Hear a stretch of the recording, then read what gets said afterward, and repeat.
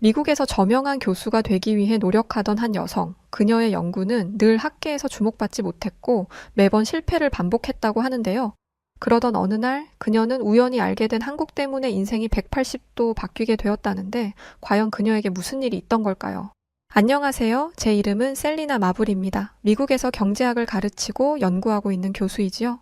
제 연구 분야는 세계의 불평등 문제와 개발 경제를 중심으로 한 정책 연구예요. 쉽게 말하자면 경제학이 단지 숫자와 그래프에 갇히지 않고 사람들의 삶을 바꿀 수 있는 도구로 사용될 수 있도록 노력하는 사람이죠. 물론 이 멋진 말은 제가 만든 게 아니고요. 제가 대학원에 다니던 시절에 제 교수님께서 해주신 말씀이랍니다. 저는 스승님의 그 말씀에 감명을 받고 이 길을 걷기 시작했어요. 하지만 현실은 그리 간단하지 않았습니다. 학문적 이상과 실제 연구 환경 사이에서 종종 충돌을 겪으며 저는 이 길이 옳은지 의문을 가지게 되었어요. 특히 몇 년 전 제가 자신만만하게 시작한 연구 프로젝트가 있었는데요. 빈곤과 불평등을 줄이기 위한 정책적 해결책을 제시하는 것을 목표로 야심차게 시작한 프로젝트였어요. 뭐랄까, 저도 누군가의 영웅이 될 수 있지 않을까 하는 생각을 했던 것 같아요. 저는 열정을 바쳐 논문을 쓰고 학회에 발표했지만 결과는 참담했습니다. 학계에서 제 연구는 거의 주목받지 못했고 몇몇 동료들은 제 논문이 현실과 동떨어져 있다는 비판을 서슴지 않았어요. 저의 모델은 수치와 이론에 갇혀 있지 현실 세계의 복잡성을 이해하지 못한 것 같다는 말도 들었죠. 그래요. 사실 어쩌면 그 말이 맞을지도 모른다고 저도 생각이 들었어요. 이후 제 난항은 계속해서 이어졌습니다. 뭐 하나 잘 풀리는 게 없었죠. 그렇게 매번 실패를 반복하다 보니 스스로를 믿는 마음이 점점 희미해지더라고요.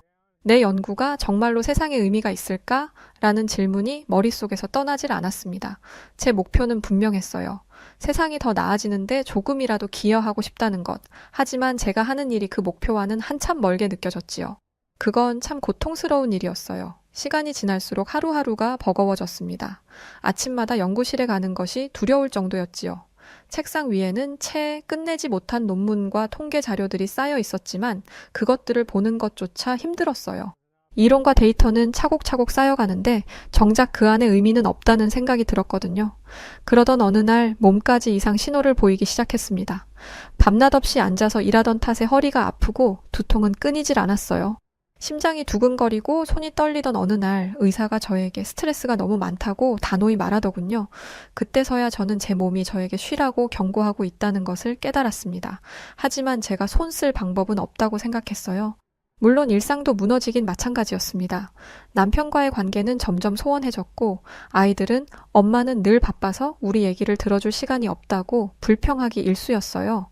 남편은 당신이 그렇게 열심히 일해도 행복하지 않다면 이 모든 게 무슨 의미가 있겠어? 라고 묻곤 했지만 그 말은 위로가 되기는커녕 저를 더 무겁게 짓눌렀습니다. 억지로 어떻게든 시간을 내서 가족들과 함께 있어도 제 마음은 늘 연구실에 가 있었거든요. 그런 저의 강박증은 시간이 갈수록 심해졌어요. 물론 학생들 앞에서는 여전히 냉철하고 논리적인 교수인 척했죠. 그러나 내면은 텅 비어 있었어요. 매 강의가 끝날 때마다 내가 저들에게 가르치는 것이 정말로 가치가 있을까라는 회의가 저를 괴롭혀 너무도 괴로웠죠. 그렇게 모든 것이 무너지고 있다는 느낌이 들었습니다. 제 연구도, 제 건강도, 제 가족도요. 이런 상태로는 앞으로 나아갈 수 없다는 것을 알았지만 어디서부터 다시 시작해야 할지조차 알 수 없었기 때문에 전 그저 지쳐갈 뿐이었어요. 그러던 어느 날 저녁, 하루를 간신히 마무리하고 지친 몸으로 소파에 앉은 때였어요. TV를 켜고 채널을 무심코 돌리다가 한 인터뷰 장면에 멈추게 되더군요. 화면에는 2024년 노벨 경제학상을 수상한 사이먼 존슨 교수가 나와 있었어요.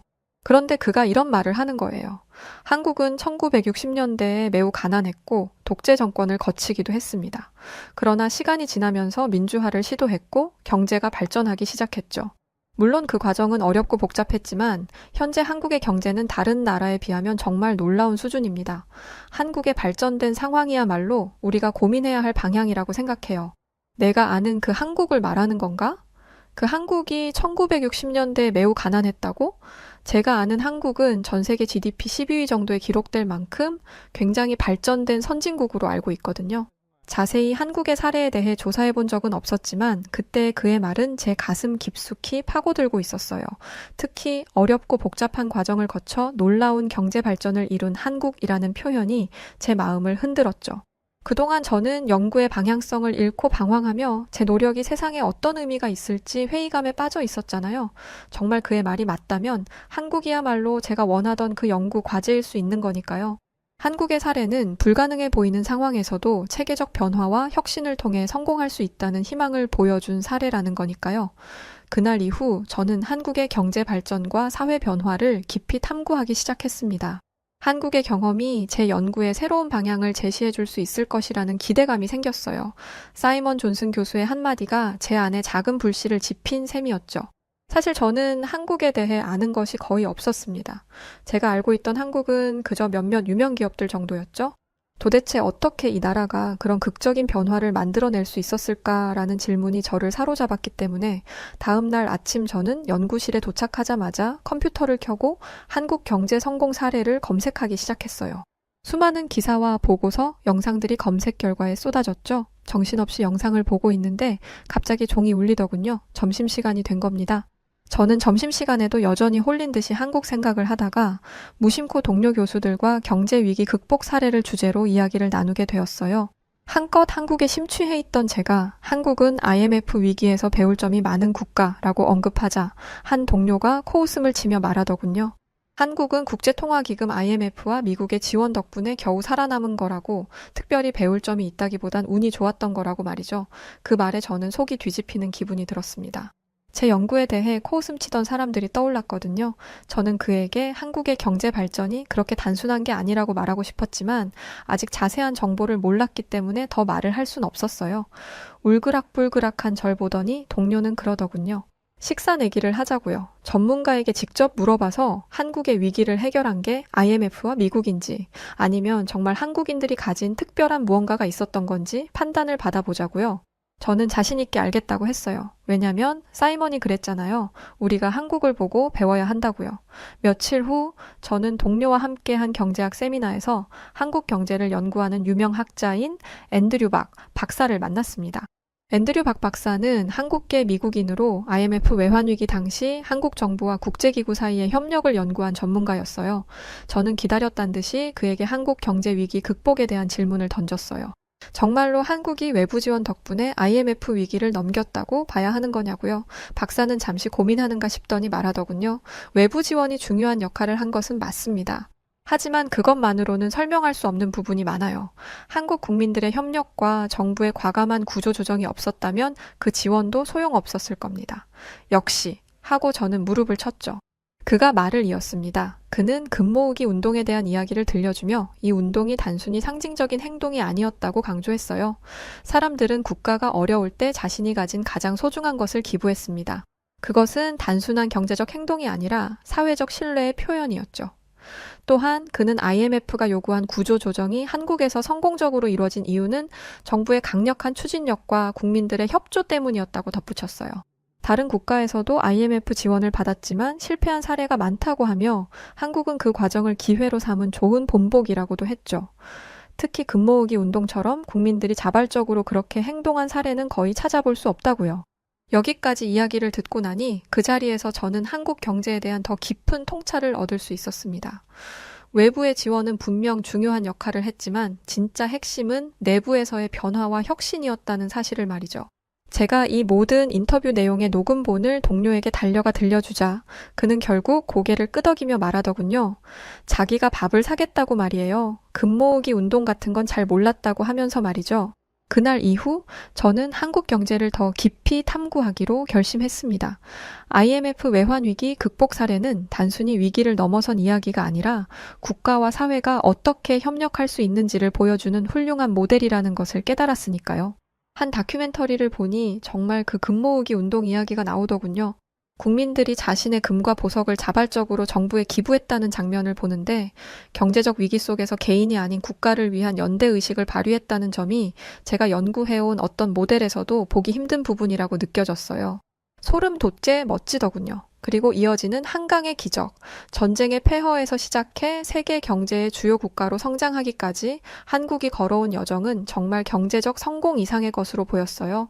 한편의 역전 드라마 같았죠. 경제, 사회, 정치가 맞물려 작동한 복잡한 변화의 과정인 것 같아요. 다큐멘터리를 보는 내내 저는 노트를 꺼내들고 메모를 멈출 수 없었답니다. 데이터와 정책만으로는 설명할 수 없는 이 변화의 과정이 제 연구에 새로운 패러다임을 만들 수 있으리라는 설렘에 두근거리고 있었거든요. 이렇게 놓고 보니 그동안 제가 연구했던 이론들이 너무 단순해 보이기까지 했어요. 경제 정책이 효과를 발휘하려면 사회적 의식, 문화적 변화, 정치적 리더십이 얼마나 중요한지 간과하고 있었던 거죠. 사이먼 존슨 교수의 말과 한국의 사례가 제게 새로운 희망을 심어주고 있었어요. 제 연구가 이젠 정말 현실적으로 적용 가능한 무언가로 발전할 수 있을지도 모른다는 가능성을 보게 된 거예요. 저는 그날 책상에 앉아 완전히 새로운 연구 계획을 세웠습니다. 한국의 경제 발전을 단순히 경제적 데이터로만 분석하는 것이 아니라 사회적 맥락과 문화적 요인을 포함해 연구해 보기로 했어요. 이 과정에서 제가 연구해온 경제 이론들이 실제로 어떻게 작동하는지를 한국이라는 사례를 통해 확인할 수 있을 것 같았죠. 이렇게 시작된 한국 경제에 대한 연구, 이 연구를 이어가면서 저는 또 곧 중요한 사실을 깨닫게 되었습니다. 경제적 성공의 이면에는 반드시 그 나라의 사회적, 문화적 요인이 깔려 있다는 점이었죠. 그리고 한국에서는 그 중에서도 교육이 핵심적인 역할을 했다는 걸 알게 되었어요. 한국은 교육열이 정말 엄청난 나라더라고요. 특히 IMF 외환위기와 한강의 기적만으로는 한국의 성공을 완전히 설명할 수 없다는 생각이 들었어요. 경제적 발전을 지속시키는 데에는 그 나라의 인적 자원, 즉 사람들을 키우는 교육 시스템이 큰 역할을 하기 때문이죠. 그래서 저는 한국의 교육 제도에 대해 조사하기 시작했습니다. 검색을 하면서 한국의 EBS, 즉 교육방송 시스템과 같은 공교육 방송 시스템에 대해 알게 되었어요. 놀랍게도 국가가 주도적으로 학생들에게 교육 자료를 제공하고 특히 디지털 학습 플랫폼을 통해 교육의 기회를 넓힌다는 점이 인상적이었죠. 특히 놀라웠던 점은 한국의 교육열이었습니다. 학생들과 학부모들이 교육에 쏟는 열정과 노력이 정말 독보적이라는 이야기를 곳곳에서 접할 수 있었어요. 과거 전쟁 직후의 혼란 속에서도 학교를 복구하고 교육을 최우선으로 삼았다는 이야기 역시 깊은 인상을 남겼죠. 한국의 경제 성공이 단순히 정부 정책의 힘만이 아니라 사람들의 교육에 대한 헌신과 희생 덕분이라는 생각이 들었어요. 그러던 어느 날 한국 교육에 대해 공부하는 와중에 제자 중 한 명인 클로이와 대화를 나누게 됐습니다. 그녀는 한국으로 교환학생을 다녀온 적이 있는 학생이었죠. 제가 한국 교육에 대해 관심을 보이자 그녀가 하나 흥미로운 이야기가 있다고 하는 거예요. 교수님, 한국에서는 수능날에 비행기가 뜨지 않는다는 거 아세요? 저는 이 뜬금없는 말에 바로 질문을 던졌어요. 비행기가 왜 안 뜨냐고요. 아무리 교육열이 대단하다지만 시험 때문에 항공편이 취소된다니 그게 무슨 상관이 있나 싶었거든요. 클로이는 그럴 줄 알았다는 듯 웃더군요. 클로이는 제게 수능날에 대해 설명해 주었습니다. 수능날은 전국 고등학생들이 치르는 대학 입학 시험을 말하는데 듣기 평가 시간에 소음이 발생하지 않도록 하기 위해 비행기 이착륙을 제한한다는 거예요. 다른 것도 아니고 고작 듣기 평가 때문에 말이죠. 돈을 버는 기업을 위해서도 아니고 그냥 학생들을 위해서요. 특별한 학생도 아니고 그냥 모든 학생이요. 심지어 경찰차가 수험생들을 시험장에 태워다 주는 것도 흔한 일이라고요. 그 이야기를 듣고 저는 말문이 막혔습니다. 시험 하나에 전국이 이렇게 협력한다는 것이 정말 대단하게 느껴졌거든요. 농담 같기도 했고요. 저는 클로이에게 이거 혹시 날 놀리는 거냐고까지 물었는데 그녀는 확신에 찬 얼굴로 말하더군요. 이건 다 정말이고 시험 당일에는 온 국민이 짠 것처럼 수험생들을 응원하는 데다가 뉴스에까지 시험 이야기가 도배가 된다고요.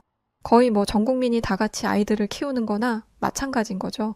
저는 그 이야기가 너무 신기해서 더 알아보고 싶은 마음을 참을 수가 없었어요. 인터넷에 검색해보니 실제로 수능날의 풍경이 자세히 묘사된 기사와 영상들이 쏟아지는 거예요.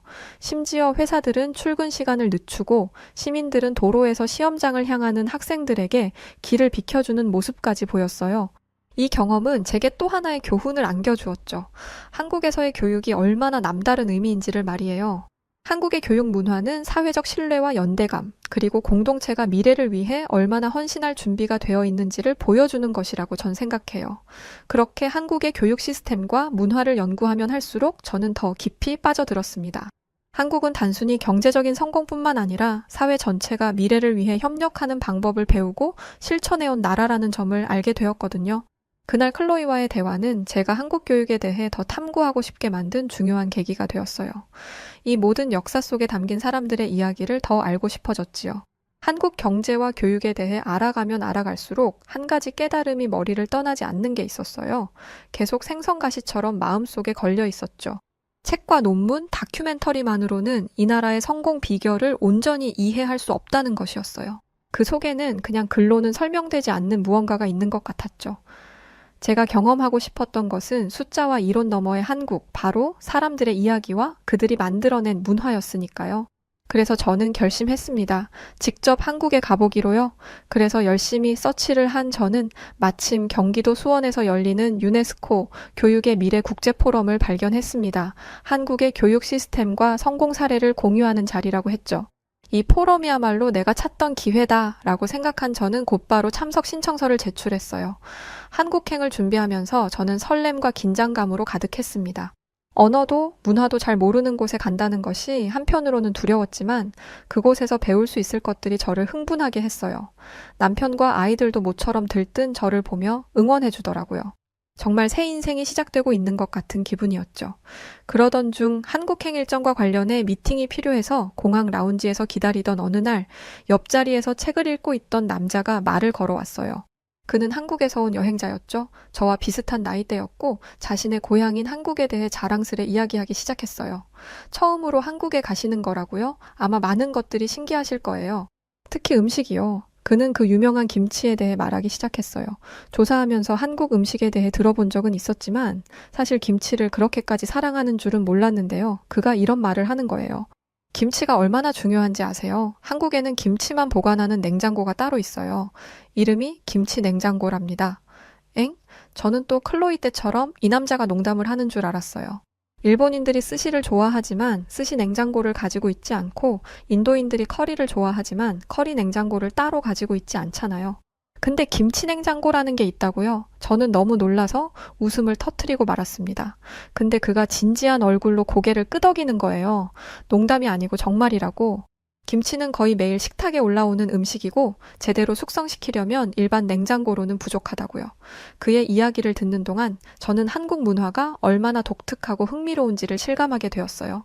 김치 하나에 이토록 많은 정성과 문화적 의미가 담겨 있다니 한국은 정말 특별한 곳임이 틀림없다고 느꼈죠. 참 재미있는 나라예요, 한국. 그와의 대화는 한국에 대한 제 기대감을 한층 더 키우기에 충분했습니다. 드디어 한국으로 떠나는 저는 비행기에 오르며 스스로에게 이렇게 말했어요. 책이나 다큐멘터리로는 알 수 없었던 무언가를 직접 확인해 보자고. 한국의 경제와 교육뿐만 아니라 그 속에 담긴 진짜 이야기를 보자고요. 그렇게 들뜬 마음으로 한국으로 떠난 저는 드디어 수원에 당도하였어요. 그리고 유네스코 교육의 미래 국제 포럼에 참석하게 되었죠. 회의장은 세계 각국의 교육 관계자와 학자들로 가득 차 있었습니다. 긴장과 흥분이 뒤섞인 상태로 첫 발표를 들으며 저는 한국의 교육 시스템에 대해 새롭게 알게 되는 사실들에 감탄을 금할 수 없었어요. 첫날 발표는 한국의 교육 혁신 사례에 대한 것이었습니다. 발표자는 한국의 공교육 시스템이 디지털 기술과 결합하여 어떻게 더 많은 학생들에게 기회를 제공했는지를 설명했죠. 특히 EBS 온라인 학습 시스템이 코로나 팬데믹 시기에도 학생들의 학업을 이어갈 수 있도록 도운 사례가 참 재미있었어요. 발표자는 이렇게 말했죠. 한국은 교육을 그냥 학습에 국한되는 게 아니라 사회적 이동의 기회로 봅니다. 경제적으로 어려운 가정의 학생들도 양질의 교육을 받을 수 있도록 기술을 활용한 공공 플랫폼을 제공하는 데 주력해왔죠. 그 말을 들으니 교육이 어떻게 한 국가의 경제적 형평성과 발전을 위한 토대가 될 수 있는지를 알게 되더라고요. 교수인 저조차도 새롭게 느끼는 감회였죠. 그렇게 첫날은 가볍게 마무리했어요. 중요한 건 그 다음 날이었죠. 왜냐하면 그 다음 날인 둘째 날, 에티오피아의 전 대통령이자 UN 특사로 활동 중인 사흘레워크 제후대의 연설이 예정되어 있었거든요. 정말 들뜰만한 일이었죠. 그녀는 한국의 교육 시스템이 어떻게 불평등 해소에 기여했는지를 이야기했어요. 한국은 전쟁의 폐허 속에서도 교육을 최우선으로 삼았습니다. 경제적으로 어려운 상황에서도 국민 모두가 교육의 중요성을 이해하고 이를 위해 함께 노력했습니다. 이것은 우리 모두가 배워야 할 교훈입니다. 그녀의 목소리는 단호하면서도 따뜻했고 그녀의 말은 깊은 울림을 주었습니다. 그녀는 에티오피아에서도 한국의 사례를 본받아 디지털 교육을 도입하고 있다고 했어요. 교육이야말로 진정한 변화의 시작이다 라는 그녀의 말이 가슴에 새겨졌죠. 실제로 한국을 본받아서 발전하고 있다는 사실도 놀라웠고요. 이어서 포럼 중간 쉬는 시간, 저는 한 발표자와 대화를 나누게 되었습니다. 그는 한국의 교육 환경에 대해 잘 아는 사람이었죠. 저는 그에게 한국 교육의 성공 비결 중 하나는 무엇이라고 보냐고 물었어요. 근데 그가 그러는 거예요. 한국에서는 밥심으로 공부한다는 말이 있다고요. 그게 무슨 말이냐고 물었죠. 그는 진지하게 설명하기 시작했습니다. 한국에는 급식 시스템이 정말 잘 되어 있다고 하더라고요. 미국이나 캐나다 같은 다른 나라들처럼 가벼운 런치밀 정도가 아니라고요. 한국의 학교 급식 시스템은 그저 학생들에게 식사를 제공하는 것에만 집중하는 게 아니라 경제적 형평성을 만들어내는 중요한 장치 중 하나라고 했어요. 모든 학생이 차별 없이 영양가 있는 식사를 할 수 있는 환경을 만들어준다고요. 심지어 이게 학습 효율성과도 직결된다고 말하는 그의 목소리엔 자부심이 가득했어요. 듣고 보니 맞는 말이더군요. 학생들이 점심시간에 서로의 음식을 보면서 가난을 눈치챌 수도 있는 거잖아요. 근데 한국에선 영양가 있는 좋은 식단을 모든 학생에게 똑같이 제공한다고 하니 모든 학생이 서로의 눈치를 볼 필요가 없겠다 싶더라고요. 꽤나 감동적인 정책이었죠. 그가 말하길 한국에서는 심지어 국가가 학생들의 급식비를 지원하며 모든 학생이 동일한 수준의 식사를 받을 수 있도록 한다고 했습니다.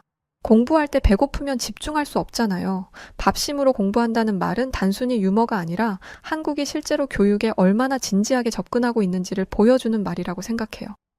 그 이야기를 들으니 저는 한국의 교육 시스템이 얼마나 세심하게 설계되었는지를 알겠더라고요.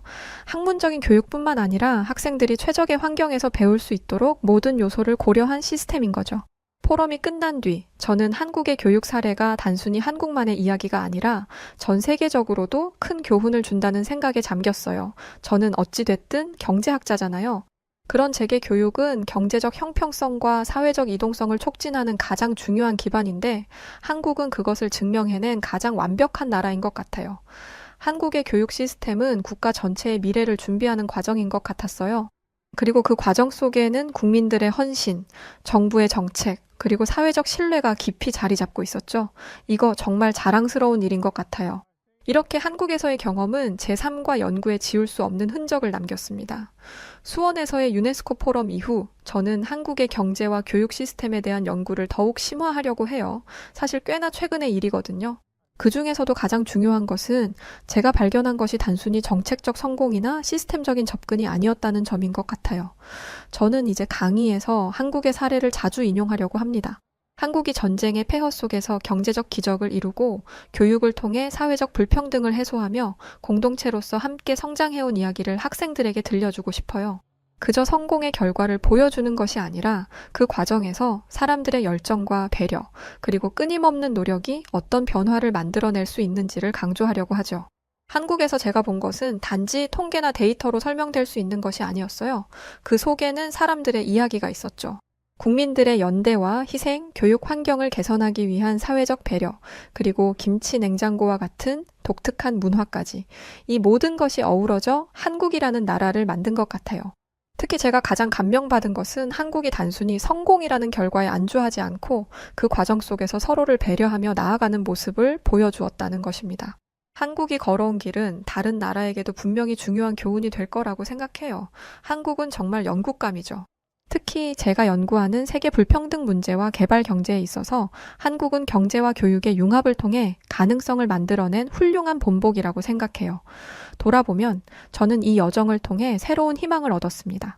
제가 고민하던 연구의 방향도 제 삶의 의미도 한국에서 찾은 작은 불씨로부터 시작되었어요. 이제는 저 역시 제가 배운 것들을 세계에 전파해야겠다는 사명감을 느낍니다. 마지막으로 한국에게 진심으로 감사의 마음을 전하고 싶어요. 한국에서 저는 사람들의 열정과 배려였고 함께 더 나은 미래를 만들고자 하는 의지를 보았어요. 저는 한국이 세계에 전하고 있는 그 이야기를 제 연구와 강의를 통해 더 널리 알릴 것입니다. 그리고 언젠가 또다시 한국을 방문해 그곳에서 배운 것들을 이어가고 싶습니다. 안녕하세요. 저는 네팔의 카트만두에서 온 리짜라고 합니다. 저는 네팔의 중심지인 수도에서 태어났지만 네팔의 가장 어두운 곳에서 태어났어요. 왜냐하면 제가 살던 곳은 카트만두의 중심지가 아닌 빈민촌이었거든요. 네팔은 카스트 제도가 폐지된 나라로 알려져 있지만 실상은 그렇지 않습니다. 제가 살던 동네는 99%가 수드라 계급이었어요. 카스트 제도의 최하위급, 노예 계급이죠. 게다가 제가 살던 동네에는 인간 취급도 받지 못하는 불가촉 천민 계급까지 있었습니다. 수드라는 그래도 인간이라고 카스트 제도에 끼워주기라도 하는데 불가촉 천민들은 인간이 아니라서 카스트 제도에도 끼지 못했어요. 짐승보다 못한 취급을 받는 것이죠. 게다가 자기보다 높은 계급의 사람이 쓰던 찻잔을 만졌다고 어린아이를 해친 끔찍한 사건도 있었습니다. 이제 제가 어떤 곳에서 살았는지 조금은 감이 오시나요? 이렇게 사연을 쓰는 지금은 카스트 제도라는 신분제가 얼마나 끔찍한 풍습인지 알고 있지만 네팔에서 살 때는 이게 문제라는 생각도 못했습니다. 다 그렇게 살고 있으니까요. 높은 신분의 사람들은 볼 일도 없고 고개를 들어볼 수도 없으니 이렇게 사는 게 당연하다고 생각했습니다. 인간이라면 교육의 기회를 누려야 한다고 하는데 네팔 정부는 저같이 미천한 수드라 계급에게는 그 기회를 주고 싶어 하지 않았습니다. 그나마 다행인 점은 다른 나라에게 보여주기 식으로 학교를 하나 운영했는데 제가 운 좋게 그 학교에 다닐 수 있었다는 것이었어요. 물론 그것도 초등학교 4학년이 되기 전에 학교를 그만둬야 했지만요. 저뿐만 아니라 모든 여자아이들은 일찍이 학교에서 나와야 했습니다. 시집을 갈 준비를 해야 했거든요. 중학생도 안 되는 나이에 무슨 결혼이냐 싶으시겠지만 네팔은 카스트 제도가 있는 것도 모자라서 조혼 제도까지 여전합니다. 물론 대외적으로는 조혼이 금지되었죠. 하지만 저희처럼 힘없는 노예 계급은 조혼을 피할 수가 없었습니다. 어릴수록 값을 많이 쳐줬기 때문에 부모들은 최대한 빨리 시집을 보내려고 했고 저는 초경을 해야 시집을 보낼 수 있다는 이유로 초경을 빠르게 만드는 이상한 약까지 먹어야 했어요. 과학적인 근거도 없고 효과도 없는 미신적인 무엇이었습니다.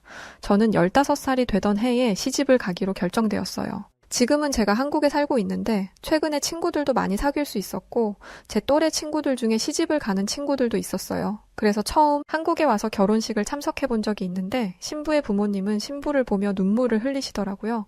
그 모습이 너무 이상하게 느껴졌습니다. 딸을 시집 보내면 기뻐해야 하는 게 당연하잖아요. 한국 신부들은 네팔처럼 어딘가로 팔려가는 것도 아닐 텐데 왜 저렇게 우는 건가 싶었습니다. 그러자 저와 함께 결혼식을 갔던 한국인 친구는 자식이 부모의 품을 떠나서 새로운 가정을 꾸리는 것은 기쁜 일이지만 작디자 같던 그 아이가 장성해서 결혼을 한다니 아쉬운 마음이 들어 저렇게 눈물을 흘리는 것일 거다라고 말해주었습니다. 다시 저의 지난 과거로 거슬러 올라가 보면 네팔에서는 한국과는 정반대였어요. 제 부모님은 저의 결혼이 정해지던 날 기뻐하며 술을 마셨거든요. 저와 결혼을 하겠다는 남자에게 받은 돈으로 산 술이었습니다. 평소엔 비싸서 먹지도 못하는 술을 원 없이 마셨으니 얼마나 기뻤겠어요.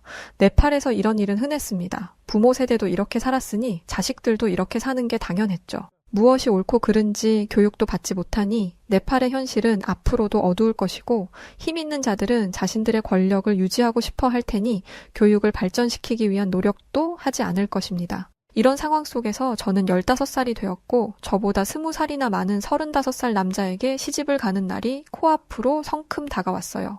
그 남자에게는 이미 2명의 아내가 있었고 저는 3번째 첩으로 들어가는 것이었습니다. 제 아버지 뻘되는 남자에게 시집을 가다니 뒤숭숭한 마음이 들었지만 모든 것을 체념하고 있는데 누군가가 조용히 제 방으로 들어왔습니다. 신부만 쓸 수 있는 방이었죠. 저를 찾아온 사람은 바로 저의 언니였어요. 언니는 지금 당장 옷을 갈아입고 밖으로 나가자고 했습니다. 당장 내일이 결혼식인데 무슨 말을 하는 거냐 물어보았더니 언니는 지금 도망가지 않으면 앞으로는 기회가 없을 것이라고 말했어요. 도망이라니 상상해 본 적도 없었던 상황이었습니다. 언니는 제가 머뭇거리자 제 옷을 갈아입히더니 조용히 창문을 넘어 저와 함께 도망을 쳤어요. 판자를 세워 그 아래에서 자고 있는 사람들을 조심스럽게 넘어가고 나니 어느새 사람들이 사는 곳과 꽤 멀어져 있었습니다. 그리고 어느새 동이 트고 있었죠. 그러자 언니는 제 손을 붙잡고 있던 손에 힘을 주더니 미친 듯이 뛰기 시작했습니다. 저는 언니를 큰 소리로 부르며 도대체 왜 이러냐고 울부짖었죠. 언니는 한참 후에야 멈췄습니다. 땀이 비 오듯 쏟아졌고 옷까지도 다 젖어버렸죠. 언니, 도대체 이게 뭐 하는 거야? 언니의 팔을 뿌리치며 말했습니다. 그러자 언니는 제 팔을 단단히 잡고 단호한 눈빛을 한 채 이 길을 쭉 따라서 걸어가라 말했어요. 한나절을 쉬지 않고 걷다 보면 사람들이 나올 텐데 거기를 가면 외국인이 하는 학교가 있을 거라고 거기로 가라고 했습니다. 도대체 왜 이러나 싶어 언니에게 화를 내렸는데 언니의 표정을 보니 그럴 수가 없었어요. 언니는 울음을 참느라 입술을 깨물고 있었는데 얼마나 세게 깨물었는지 입술에서는 피가 흐르고 있었습니다. 끝까지 눈물 한 방울 흘리지 않던 언니는 제 등을 떠밀면서 너는 나처럼 살지 말라고? 우리가 보면서 자란 이 세상의 다가 아니라는 걸 꼭 깨달으라고, 이렇게 도망치고 나면 절대 이곳에는 발도 들이지 말라고 말했어요. 저는 언니가 걱정되었습니다. 제가 도망쳤다는 게 들통나면 언니가 무슨 꼴을 당할지 모르는 게 아니었어요. 그래서 절대 못 간다며 발버둥 쳤지만 언니는 기어이 저를 떠나보냈습니다. 언니는 제가 시야에서 사라질 때까지 한참 동안 저를 바라보고 있었어요. 저는 하염없이 걸었습니다. 언니가 꼭 깨달으라 했던 세상이 무엇인지는 모르겠지만 언니의 말대로 꼭 그것을 보고야 말겠다 다짐하면서요. 점점 주변의 풍경이 달라지더니 사람들이 오고 다니는 도심이 보였습니다. 그때를 생각해보면 얼마나 걸었던지 한 발 한 발 앞으로 나가는 것도 버거웠을 만큼 힘들었던 기억이 생생합니다. 그때 어떤 사람이 제 옆으로 다가왔어요. 저는 그 사람의 얼굴을 볼 생각도 못하고 그 앞에 무릎을 꿇고 엎드렸습니다. 그리고 애원했어요. 제발 살려달라고, 조그마한 은혜라도 베풀어 주신다면 시키는 일은 무엇이라도 하겠다면서요.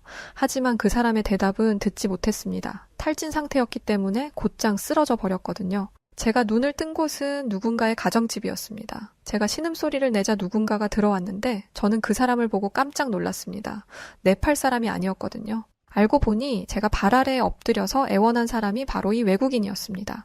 외국 사람을 본 적이 없었던 저는 눈알만 대굴대굴 굴리고 있었는데 그 사람은 유창한 네팔어로 말을 걸어왔습니다. 자기는 한국이라는 나라에서 온 사람인데 네팔에서 여자아이들을 위한 학교를 운영하고 있다고 하더라고요.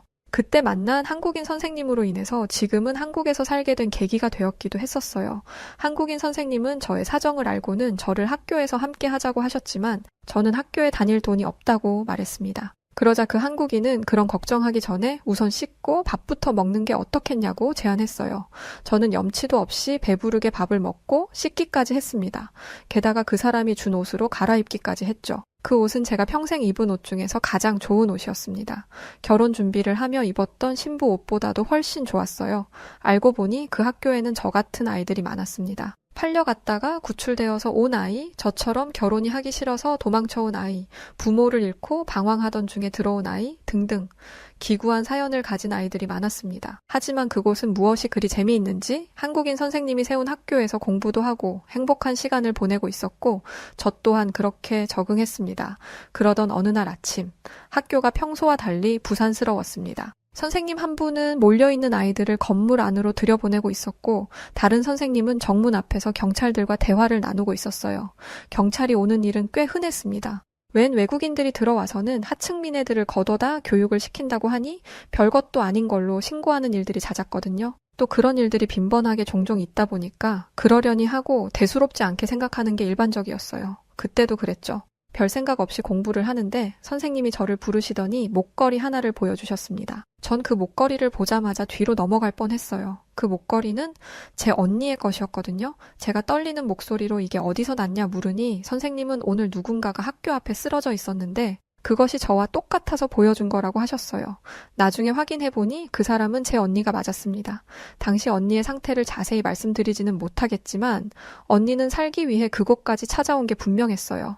가끔 언니가 생각나곤 합니다. 지금 전 한국에서 이렇게 잘 지내는데 언니랑 함께였음 얼마나 좋았을까 하는 생각이 불현듯 날 때가 많이 있습니다. 옛 기억을 더듬으며 글을 쓰면서도 언니가 너무 보고 싶습니다. 저는 그렇게 언니를 보내주었습니다. 한동안은 밖으로 나오지도 못했어요. 언니가 쓰러져 있었던 그곳을 바라보기만 하면 눈물이 쏟아져 숨도 쉴 수 없었죠. 제가 너무 힘들어하니까 보다 못한 선생님께서는 네팔에 있는 다른 곳으로 저를 보내셨습니다. 다른 한국인이 운영하는 학교였죠. 조금 다른 점이 있다면 기술을 배우는데 좀 더 초점을 준 곳이었어요. 그렇게 1년 정도가 지났을 때 첫 번째 학교의 선생님이 찾아오셨습니다. 지금 있는 곳의 원장님이 말씀하시길 저를 더 좋은 곳에서 교육을 시키고 싶은데 이곳은 직업교육에 초점을 맞추고 있어 제게 더 나은 교육을 해주기가 어렵다고 하셨다 해요. 그렇다고 첫 번째 학교로 갈 수는 없는 노릇이었습니다. 그곳은 제 트라우마가 된 곳이니까요. 첫 번째 학교 선생님이 제안하신 것은 너무나 놀라운 일이었습니다. 저는 제 귀를 의심했어요. 선생님은 제게 한국으로 가서 공부를 하는 게 어떻겠냐 말씀하셨거든요. 그 선생님도 저와 비슷한 일을 겪으셨다더라고요. 하나뿐인 동생을 교통사고로 잃었던 적이 있는데 늘 그게 가슴에 매여 있었던 모양이에요. 어린 나이 부모와 이별하고 저를 구해준 언니마저 제가 잃었던 아이라는 생각이 유독 저에게 마음이 많이 쓰이셨고 다른 아이들과는 조금 다르게 친딸처럼 아껴주셨습니다. 비록 한국어는 선생님에게 배운 간단한 인사뿐이었지만 저는 한국으로 가겠다고, 꼭 가고 싶다고 말씀드렸습니다. 어린 시절 저를 구해줬던 그 한국인 선생님 덕분에 수드라 계급의 하층민 소녀가 네팔을 떠나 한국이라는 선생님의 나라로 갈 수 있게 된 것이었고, 그때 당시에 손까지 떨렸을 만큼 뭔가 모르게 저며왔던 마음이 기억이 납니다. 그런데요, 한국인 선생님과 함께 한국으로 가기로 했었는데 선생님과 한국행에 같이 오르지 못했었어요. 지금도 무엇 때문에 그렇게 되었는지는 사실 저는 잘 몰라요. 갑자기 경찰서에 출석 연락이 오더니 경찰서에 억류되었습니다. 저는 불안했어요. 금방 풀려날 거라 생각했던 선생님이 며칠째 못 돌아오셨거든요. 결국 아내 되는 선생님은 제게 먼저 한국에 들어가 있는 게 어떻겠냐고 하셨습니다. 도움을 줄 사람이 있으니 너무 걱정은 말라면서요. 그리곤 아내 선생님께서 남편 일을 해결하고 곧바로 뒤따라 한국으로 갈 거라고 하셨고, 공항에 도착하면 도와줄 분께서 기다리고 있을 거라고 이야기해 주셨습니다. 혼자 떠나는 게 너무 무서웠지만 비자 문제라든지 현실적인 문제로 인해 결국 16살의 나이로 비행길에 오르게 되었습니다. 한국에 도착하니 한 중년 여성분이 저를 반갑게 맞이해 주었습니다. 저를 보자마자 꼭 끌어안아주며 어리숙한 네팔어로 고생 많았다, 한국에 온 걸 축하해 라고 인사해 주었죠. 그 말을 듣는데 왜 그리 안심이 되던지 선생님이 억류되었을 때부터 느꼈던 불안감과 한국에 도착했는데 나를 데리러 오는 사람이 없으면 어떡하지 라며 걱정했던 마음, 나를 마중 나온 사람이 날 귀찮게 여길 수도 있을 거라는 생각들이 한순간에 녹아서 사라지며 마음이 편안해진 것이었어요. 그 아주머니는 저를 선생님께서 다시 한국에 오실 때까지 돌봐주기로 하셨다더라고요. 그렇게 저는 그 아주머니와 한국의 어느 집에 도착할 수 있었습니다. 지금 생각해보면 한국에 처음 도착했을 때 그냥 어리둥절했던 것 같아요. 좋은 건지 나쁜 건지도 잘 몰랐던 시절이었고, 네팔 오지마을에서 온 터라 정말 아무것도 몰랐으니까요. 그렇게 한국에서 아주머니와 한 일주일 정도 지냈던 것 같은데 아주머니는 친딸 돌봐주시듯 따뜻하게 잘 대해줬어요. 하지만 선생님이 돌아와야 하는 시간은 점점 길어져만 갔었죠. 그런데 어느 날이었어요. 요양원에 있던 아주머니의 남편분이 위독하다는 연락이 왔습니다. 아주머니는 위독하다는 남편을 챙겨야 했기에 저의 곁을 떠나실 수밖에 없는 상황이 되고 말았었죠. 그날 아주머니는 저를 데리고 마트에 가셔서 먹을 것과 필요한 물품들을 잔뜩 구매하셨어요. 그렇게 전 낯선 한국 땅에서 다른 사람의 집에 혼자 지내게 되었습니다. 혼자 지내게 된 지 이틀째였을 거예요. 처음 보는 낯선 할아버지가 제가 있는 곳에 찾아왔었습니다. 저는 문을 두드리는 소리에 당연히 아주머니인 줄 알았어요. 제가 걱정이 돼서 다시 돌아왔거나 한 줄 알았거든요. 근데 처음 보는 할아버지가 서 있었으니 아마 당시에 엄청 겁을 먹어서 무서웠던 기억이 납니다. 할아버지는 자신이 제가 있는 집의 주인이라고 말씀하셨었어요. 알고 보니 제가 지내고 있던 한국의 한 빌라가 그 할아버지 소유의 건물이었죠. 근데 태어날 때부터 자라왔던 네팔에서의 기억이 다시금 새록새록 생기면서 다시 네팔에서 지냈던 어린 시절의 그때로 먼 타지인 한국에서 경험하게 되는 줄 알았습니다. 제게 떨떠름하게 인사를 건넨 집주인 할아버지는 그 다음 날부터 하루에 3번씩, 많으면 5번씩도 찾아왔습니다. 청소는 잘하고 있냐, 집에 누구 데려온 적은 없냐, 밥은 해먹고 사는 거냐 등등 별의 별걸 다 물어보시더라고요. 제가 어떻게 사는지 일거수일투족을 다 알고 싶다는 것, 마냥 엄청나게 사소한 것까지 캐묻곤 하셨습니다. 당시에는 한국어를 못 알아들었으니 당연히 소통에 문제가 있었습니다.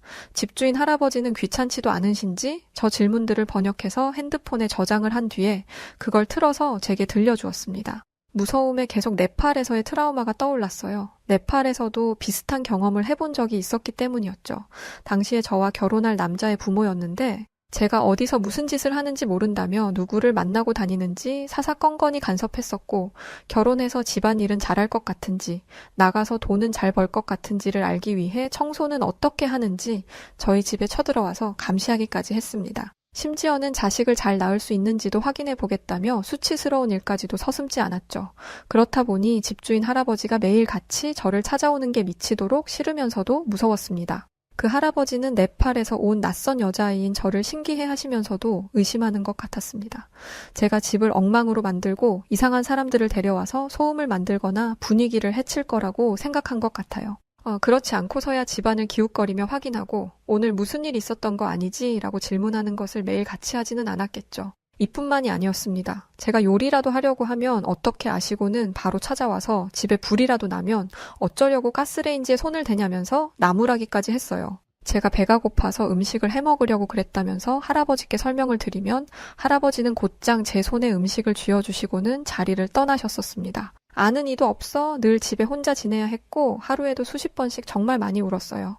저를 돌봐주시던 아주머니가 너무 보고 싶었고 네팔에서 저를 구해주었던 선생님도 너무 보고 싶었습니다. 하지만 지금 저는 낯선 집에 홀로 지내는 타지의 외국인 소녀였고 그런 제가 있는 곳을 수시로 찾아오는 할아버지까지 이게 현실이었습니다.